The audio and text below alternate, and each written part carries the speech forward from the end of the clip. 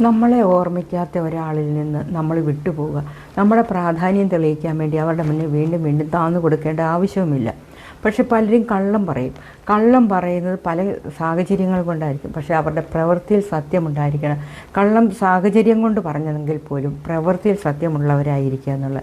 ഒരാൾ നമ്മളെ വിട്ടുപോകുന്നതിന് പല കാരണങ്ങളുണ്ടാവാം. പക്ഷേ അതിനകത്ത് യഥാർത്ഥ കാരണം എന്താണെന്ന് കണ്ടറിഞ്ഞു കഴിഞ്ഞാൽ നമ്മൾ വീണ്ടും അവർ തിരികെ വരാൻ ആഗ്രഹിക്കുക. അഥവാ തിരികെ വന്നാൽ തന്നെ നമ്മൾ ആ കാരണം നമ്മുടെ മനസ്സിൽ എപ്പോഴും ഉണ്ടായിരിക്കുക. അവർ വിട്ടുപോയ കാരണം നമ്മുടെ മനസ്സിലുണ്ടായിരിക്കുക. ഒരിക്കലും നമ്മളെ വിട്ടുപോയവരുടെ പുറകെ വീണ്ടും യാചിച്ച് നടക്കുന്നതാണ് നമ്മുടെ ജീവിതത്തിലെ ഏറ്റവും വലിയ പരാജയം എന്ന് പറയുന്നത്. വിട്ടുപോകാൻ പല കാരണങ്ങളുണ്ടാവും. പക്ഷെ ചേർത്ത് നിർത്താൻ ഒരേ ഒരു കാരണമുള്ളൂ. അതെന്താണെന്നറിയോ? അത് സത്യസന്ധതയും ആത്മാർത്ഥതയുമാണ്. അത് രണ്ടും ഇല്ലാത്ത ആൾക്കാരാണ് ഈ വിട്ടുപോകുന്നത്. അപ്പോൾ അങ്ങനെയുള്ളവരുടെ പുറകെ പോയിട്ട് നമുക്ക് എന്തെങ്കിലും ഗുണമുണ്ടോ?